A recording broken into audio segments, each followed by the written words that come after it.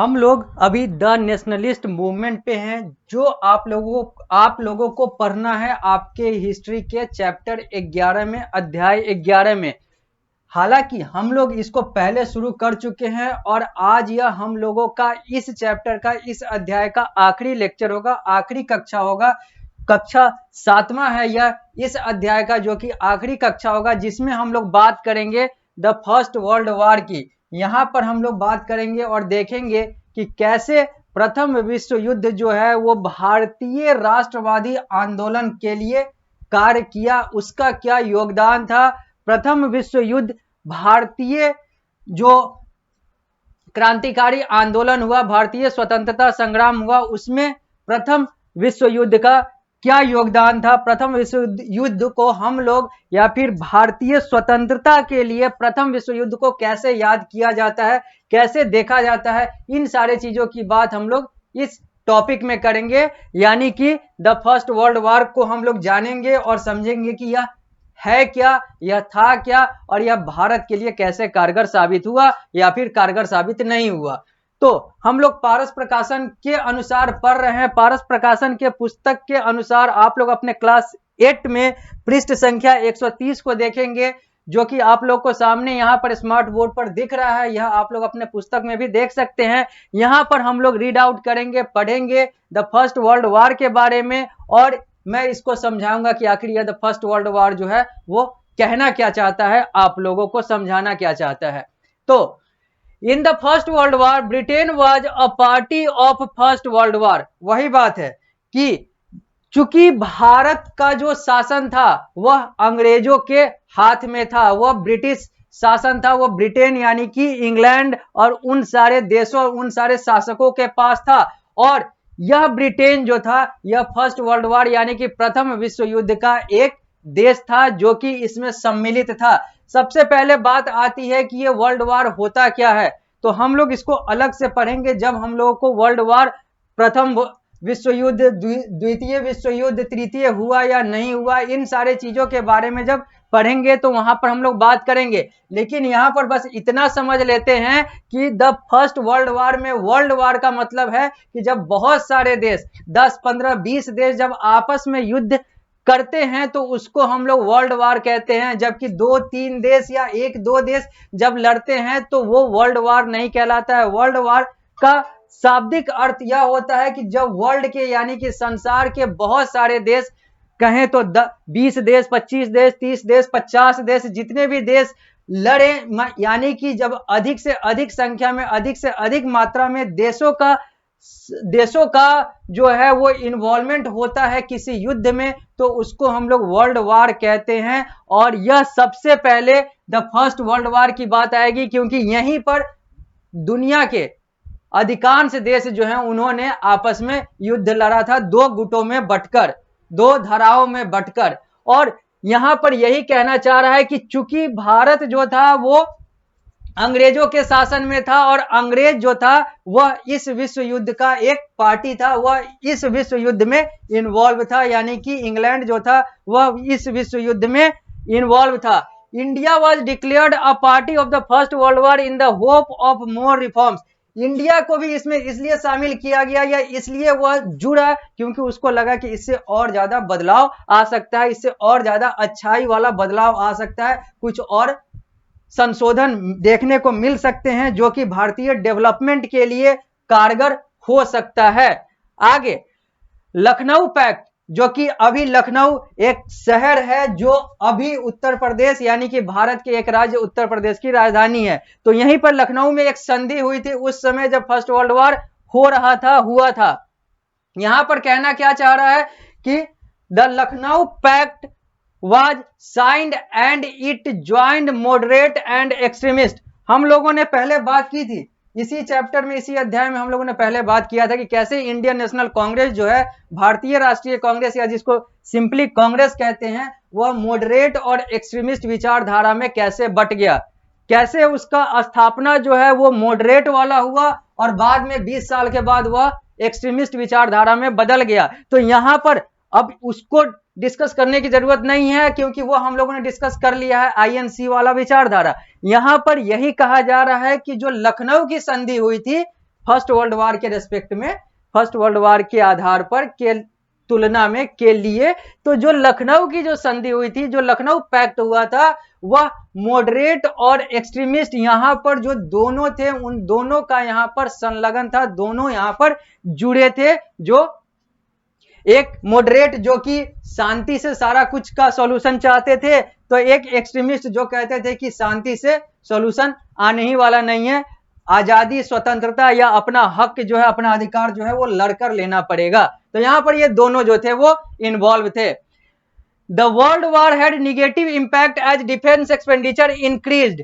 कहा जा रहा है यहां पर कि जो विश्व युद्ध है, जो वर्ल्ड वार है, उसका निगेटिव यानी कि नकारात्मक असर पड़ा, क्योंकि यहां पर सैन्य खर्चा यानी कि सेना पे खर्चा, यानी कि आर्म्स एंड एम्यूनिशन, गोला बारूद पे खर्चा, डिफेंस पे खर्चा बढ़ गया, जो कि एक तरीके से माना जाता है कि यह निगेटिव खर्चा है, क्योंकि इस खर्चे को रोका जा सकता है। अगर हार्मनी रहेगी, अगर पीस रहेगा, तो ये सब जो फालतू का खर्चा है, ये जो निगेटिव खर्चे हैं, एक्सपेंडिचर है, यह रोका जा सकता है, रोका जाता है।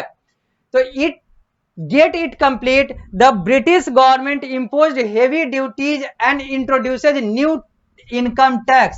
अब चूंकि वर्ल्ड वार हो रहा है, विश्व युद्ध हो रहा है, दुनिया के बहुत सारे देश, लगभग जितने देश हैं उसमें से अधिकांश देश जो हैं वो इसमें डायरेक्टली या इनडायरेक्टली इन्वॉल्व हैं, सम्मिलित हैं, और यहां पर खर्चा होगा, क्योंकि यहां पर जब युद्ध हो रहा है तो यहां पर गोला बारूद चाहिए। गोला बारूद को अगर लेना है तो उसके लिए पैसे चाहिए, उसके लिए क्या है कि उसके लिए अर्थव्यवस्था को मजबूत होना चाहिए, क्योंकि अगर आपके पास पैसा नहीं है, अगर आपके पास अगर आपका जो इकोनॉमी है वो मजबूत नहीं है, तो फिर आप वो गोला बारूद या फिर जो अपडेटेड जो आर्म्स एंड एम्यूनिशंस हैं, जो बंदूक हैं, जो तोप हैं, वो सारी चीजों को नहीं खरीद पाएंगे। तो चूंकि एक्सपेंडिचर चाहिए, एक्सपेंडिचर हो रहा है, नकारात्मक खर्चा बढ़ रहा है, तो अंग्रेज को तो पैसा भी चाहिए, क्योंकि उनको उन सारी चीजों को नियंत्रित भी तो करना है। अगर एक तरफ खर्चा हो रहा है तो कहीं ना कहीं से उनको पैसा निकालना भी है, तभी वो उस चीज को लंबे समय तक सस्टेन कर पाएंगे, लंबे समय तक चला पाएंगे। तो इसलिए उन्होंने क्या किया कि जो जहां जहां उन्होंने शासन किया, भारत की बात करें तो भारत जो उनका एक शासित देश था, वहां के लोगों पर उन्होंने ड्यूटीज और टैक्सेज बढ़ा दिया, यहाँ के लोगों पे उन्होंने कर बढ़ा दिया, अलग अलग चीजों पे उन्होंने अलग अलग टैक्सेज बढ़ा दी, और वहां से ये फिर रेवेन्यू जनरेट करते थे, पैसा जनरेट करते थे, और फिर उसी का खर्चा जो है वो आर्म्स एंड एम्यूनिशन यानी कि आर्मी एक्सपेंडिचर पे करते थे, डिफेंस एक्सपेंडिचर पे करते थे। Beside shortage of goods led to suffering of common people, the British recruited the rural youth forcibly for the war. एक तरफ तो शॉर्टेज ऑफ गुड्स हो रहा है, जो कि यहाँ पर खाने की कमी हो रही है, यहाँ पर भोजन की कमी हो रही है, क्योंकि लड़ाई हो रहा है, बहुत सारी चीजें जो है वो तबाह हो गई, बहुत सारा चीजें जो है वो उथल पुथल की अवस्था में है। तो यहाँ पर खाने की कमी तो है ही है। यहाँ पर अंग्रेज क्या कर रहे हैं कि जो आम जनता है वो खाने से त्रस्त, मतलब खाने के मतलब जो समस्या है उससे तो ये जूझ रहा ही रहा है। यहाँ पर अंग्रेज क्या कर रहे हैं, तो ग्रामीण जो युवा हैं उनको जबरदस्ती युद्ध में ला रहे हैं एज अ मैन पावर। यहाँ पर ग्रामीण युवाओं को जबरदस्ती युद्ध में सम्मिलित किया जा रहा है, ताकि वो अंग्रेजों के तरफ से इस विश्व युद्ध में लड़ाई लड़ें। The period after the World War I was full of depression for Indian। जब वर्ल्ड वार 1 यानी कि प्रथम विश्व युद्ध खत्म हुआ, तो लोगों के लिए यानी कि भारतीय लोगों के लिए यह एक शोक यानी कि अवसाद का समय आ गया। यहाँ पर लोग जो है, अधिकांश इंडियन जो है वो डिप्रेस्ड हो गए, अवसाद में चले गए, शोक में चले गए, क्योंकि बहुत सारा नुकसान हो गया। During the World War I, the Home Rule movement was led by Bal Gangadhar Tilak and Annie Besant। यहाँ पर कहा जा रहा है कि जो वर्ल्ड वार 1 चल रहा था, उस समय एक home rule movement, home rule आंदोलन की शुरुआत की गई। का नेतृत्व किसने किया, तो बाल गंगाधर तिलक, जो कि इंडियन नेशनल कांग्रेस के हम लोगों ने देखा था एक्सट्रीमिस्ट लीडर में से आते थे, एंड एनी बेसेंट। इन दोनों ने होम रूल मूवमेंट का नेतृत्व किया, की शुरुआत की। It demanded self government for Indian. Home rule movement का मतलब क्या था कि भारत के लिए एक सेल्फ गवर्नमेंट हो, यानी कि भारत जो है या भारतीय जो है यहाँ पर मांग ये कर रहे थे कि हम लोग के लिए एक खुद से चलाया जाने वाला एक सरकार हो, खुद से चलाया जाने वाला प्रशासन हो। तिलक गेव फेमस स्लोगन, यहीं पर बाल गंगाधर तिलक ने एक बहुत प्रसिद्ध नारा दिया था कि Swaraj is my birth right and I shall have it. Swaraj हमारा जन्मसिद्ध अधिकार है और मैं इसे लेकर रहूंगा। ये नारा बाल गंगाधर तिलक ने फर्स्ट वर्ल्ड वॉर के समय दिया था, जब होम रूल मूवमेंट की बीज रखी गई थी, की नींव रखी गई थी। यहीं पर बाल गंगाधर तिलक ने कहा था कि स्वराज हमारा जन्मसिद्ध अधिकार है और मैं इसे लेकर रहूंगा। यह था बाल गंगाधर तिलक का फेमस स्लोगन, जो आज भी भारतीयों को और अलग अलग लोगों को प्रेरित करता है और यह बताता है कि कैसे यह जो स्लोगन था, यह जो नारा था, वह भारतीय स्वतंत्रता के लिए कार्य किया। आगे, Annie Besant published his paper New India and Commonwealth and Tilak brought Kesari and Maratha to spread his ideas.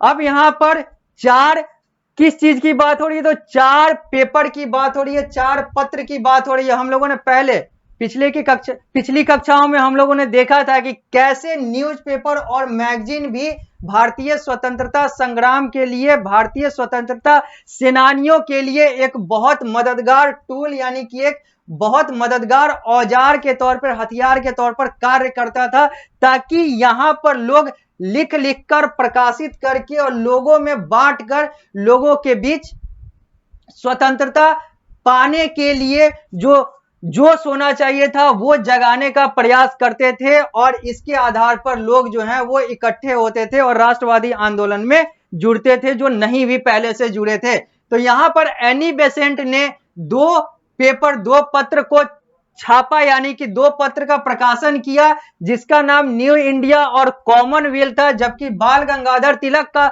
दोनों पुस्तक का नाम, एक का नाम मराठा और दूसरे का नाम केसरी था।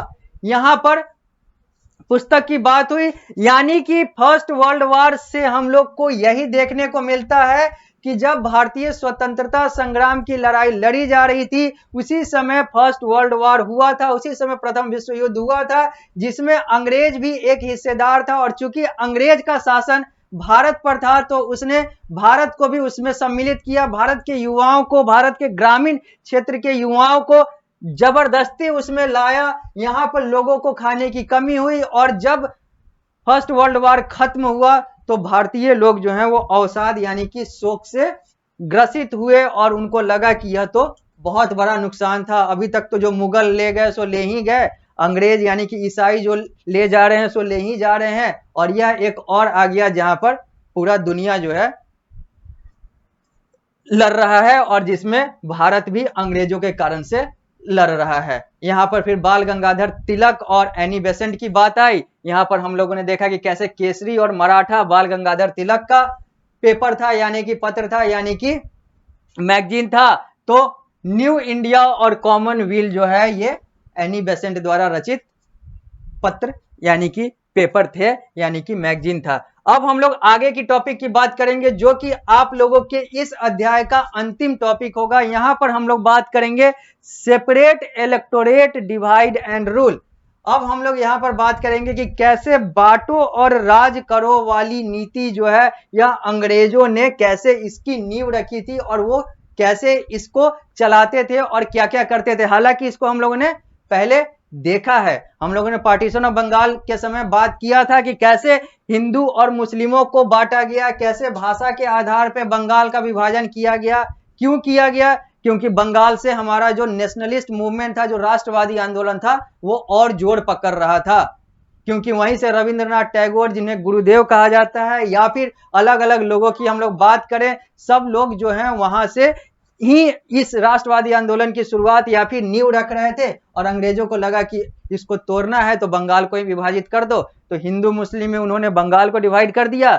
जो वेस्ट बंगाल था, यानी कि बंगाल, पूरे बंगाल का जो पश्चिमी हिस्सा था वो हिंदू बहुल था, जो ईस्ट था वो पूर्वी हिस्सा था वो मुस्लिम बहुल था। तो इन्होंने उसके आधार पर भी बांटा।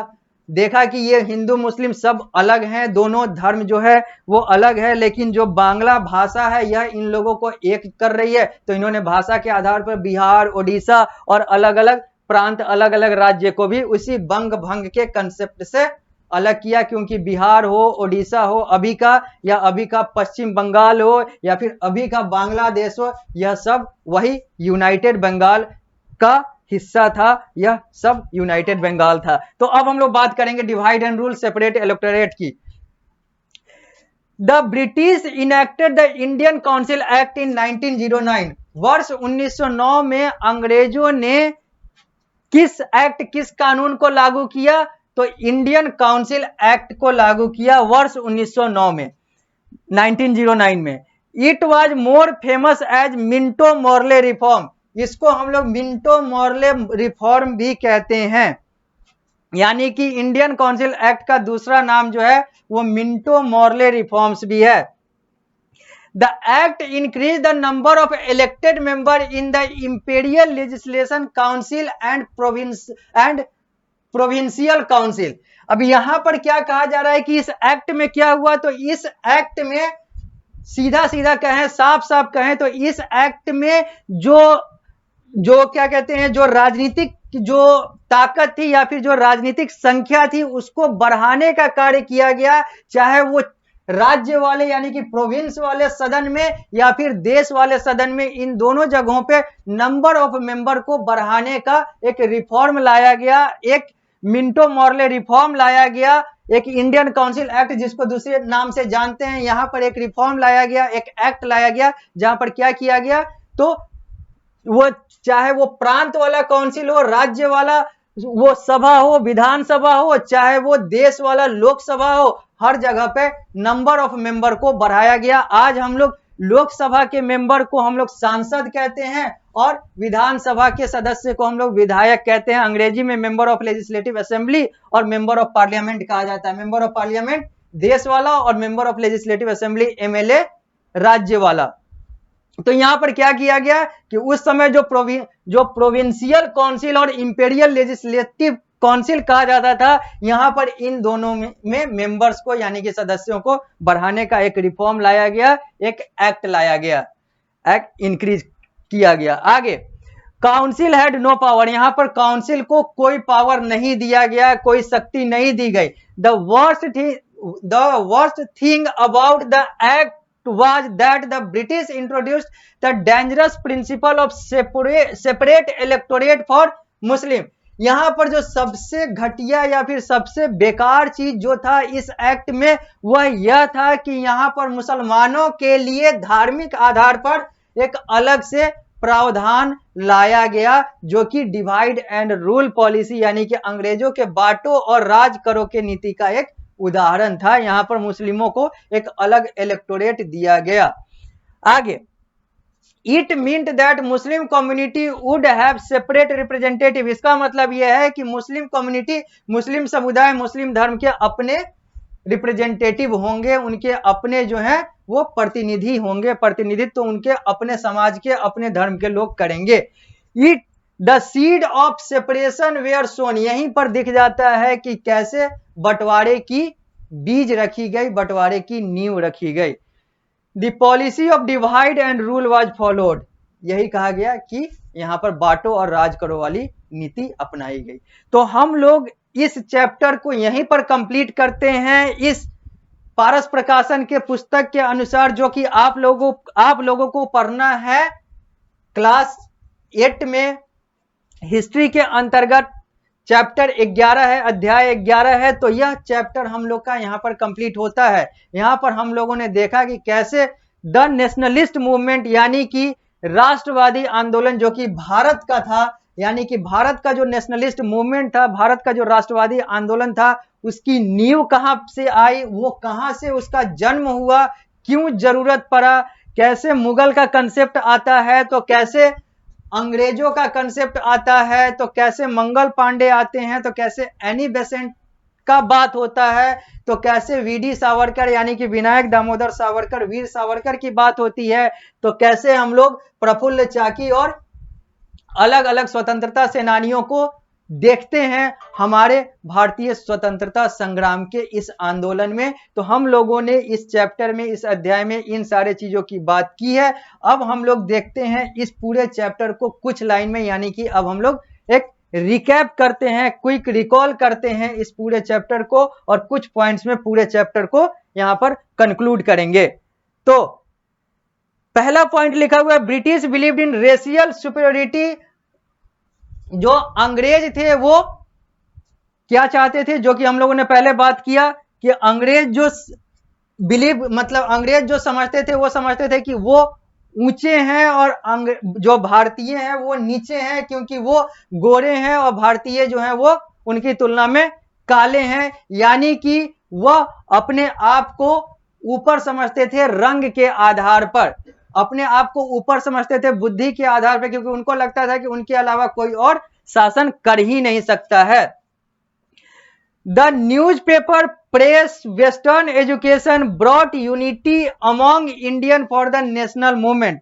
जो न्यूज़पेपर था, जो प्रेस था और जो पश्चिमी शिक्षा थी, ये क्या करता है, तो यह भारतीयों को एक भारतीय राष्ट्रीय आंदोलन के लिए प्रेरित करता है, क्योंकि न्यूज़पेपर प्रेस से भारत के लोग जो थे वह आपस में कम्युनिकेट करते थे, अपने आप को संचारित करते थे और एक दूसरे के अंदर अलख जगाते थे ताकि वो लोग अंग्रेजों से लड़े। और जबकि वेस्टर्न एजुकेशन था जो यह चिढ़ाने का कार्य करता था भारतीयों को कि कैसे हम शिक्षा के आधार पर भी आप पर गवर्न कर सकते हैं, और करेंगे और करते हैं, कर रहे हैं। आगे, the Congress was set up by a Britishers A.O. Hume in 1885 aiming at an outlet for revolt. यहां पर कहा जा रहा है, जो कि हम लोगों ने पहले पढ़ा था, कि A.O. ह्यूम जो कि एक अंग्रेज था, अंग्रेज थे, उनके द्वारा इंडियन नेशनल कांग्रेस यानी कि कांग्रेस की स्थापना की गई ताकि एक विद्रोह की शुरुआत की जा सके।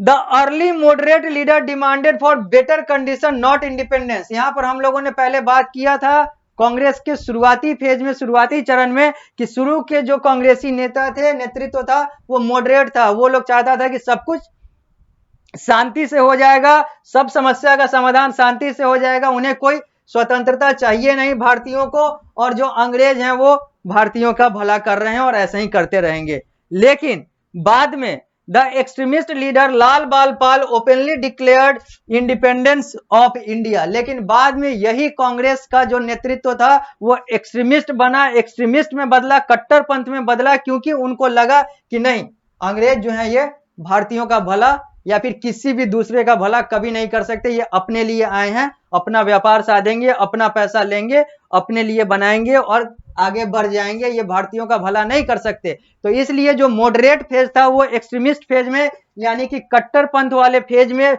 आगे बढ़ गया। और यहां पर जो तीन मेन नाम, मुख्य नाम आते हैं, वो आते हैं, एक लाल है, एक बाल है, एक पाल है। लाल का मतलब लाला लाजपत राय, बाल का मतलब बाल गंगाधर तिलक, और पाल का मतलब है बिपिन चंद्र पाल।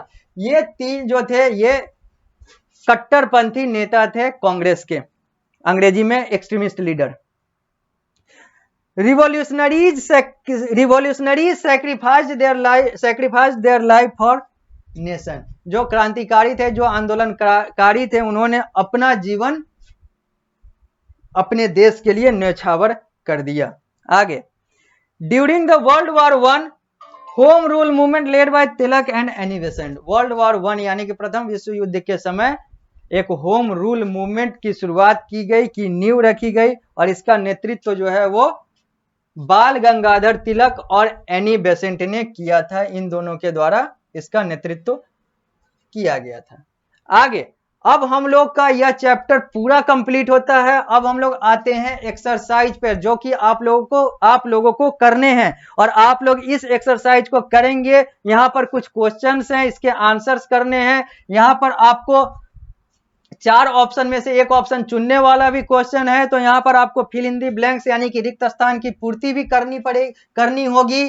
तो यहां पर ट्रू और फॉल्स वाले भी प्रश्न पूछे गए हैं। तो यहां पर सब्जेक्टिव प्रश्न, यहां पर 1 लाइन, 2 लाइन, 1 पैराग्राफ में आंसर करने हैं। तो सबसे पहले हम लोग आते हैं ऑब्जेक्टिव वाले में।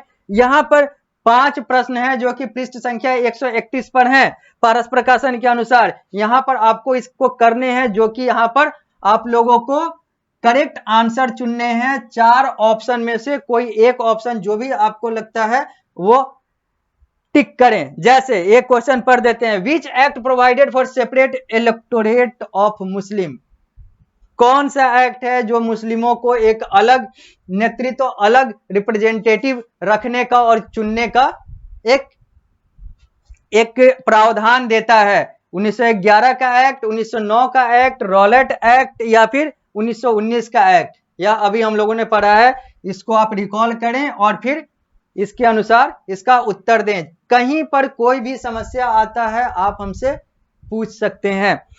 ऐसे ही और भी बहुत सारे प्रश्न है, 5 प्रश्न है, इसका उत्तर करना है। इसके बाद है आपका जो पार्ट 2 है, यहाँ पर फिल इन द ब्लैंक्स है। यहाँ पर 5 प्रश्न है, इसके आपको उत्तर करने हैं। जैसे एक प्रश्न पढ़ देते हैं, East India Association 1866 setup by, जो ईस्ट इंडिया एसोसिएशन है जो 1866 में सेटअप हुआ, वो किसके द्वारा सेटअप किया गया, किसके द्वारा स्थापित किया गया? यहाँ पर आपको फिल इन दी ब्लैंक्स यानी कि रिक्त स्थान की पूर्ति करनी है और बताना है कि किसके द्वारा किया गया। फिर यहाँ पर अगला जो सेक्शन है, यहाँ पर शॉर्ट आंसर टाइप क्वेश्चन पूछे गए हैं। यहाँ पर आपको इसको 1 लाइन 2 लाइन में आंसर देने हैं, उत्तर देने हैं। जैसे who founded the INC, INC Indian national Congress की स्थापना किसने की? अगला जो है इसमें भी आपको नेम 2 एक्सट्रीमिस्ट लीडर, यहां पर भी 1-2 लाइन में उत्तर देने हैं। तो अगला जो है उसके बाद वाला यहाँ पर लॉन्ग आंसर टाइप क्वेश्चन पूछे गए हैं। 6 प्रश्न है, इसको 5-6 लाइन में, 5-6 सेंटेंस में यानी कि एक पैराग्राफ में करने हैं। इसके साथ ही आपका यह एक्सरसाइज कंप्लीट हो जाता है। फिर लास्ट में 2 क्रिएटिव एक्टिविटीज दिए गए हुए हैं, जो एक्स्ट्रा एक्टिविटी हैं जो कि करने हैं। यहां पर है divide the class into 2 group, आप अपने क्लास को 2 समूह में बांटे। एक एक्सट्रीमिस्ट समूह होगा यानी कि एक कट्टरपंथी समूह होगा, और एक मॉडरेट जो सब कुछ आसानी से और शांति से करना चाहता है। They will organize the protest movement with their demand, और अब आप लोग जो हैं दोनों ग्रुप जो हैं वो एक प्रोटेस्ट मूवमेंट यानी कि एक विरोध वाला जो आंदोलन है वो करें और अपने मांग की पूर्ति करने के लिए अपनी मांग रखें। और अंतिम क्रिएटिव एक्टिविटी में है, दूसरा है role play of different national leader in their particular dress and famous slogan and speeches to be delivered by the student. और यहां पर दूसरा कहा जा रहा है कि आपको जो भी क्रांतिकारी, जो भी रिवॉल्यूशनरी, या फिर जो भी नेशनल लीडर यानी कि जो भी भारतीय नेता जो हैं वो पसंद आते हैं, उनके जैसा अपना सेटअप यानी कि अपना गेटअप करें, अपना ड्रेस बनाएं, ड्रेस पहने, वैसे टोपी पहने, जो भी आपको लगते हैं कि यह हमारे लिए आइडियल है, उनका ड्रेस और उनके अनुसार अपने आप को पहले बनाएं, पहले ढालें, और फिर उनका जो स्लोगन है, जो भी उनका फेमस स्लोगन है और जो भी उनका स्पीच है, यह बोलने का प्रयास करें। तो यह 2 क्रिएटिव एक्टिविटी हो गई। इसके साथ ही यह चैप्टर कंप्लीट हो जाता है। जब हम लोग अगली कक्षा में आएंगे तो फिर हम लोग किसी और चैप्टर पे बात करेंगे।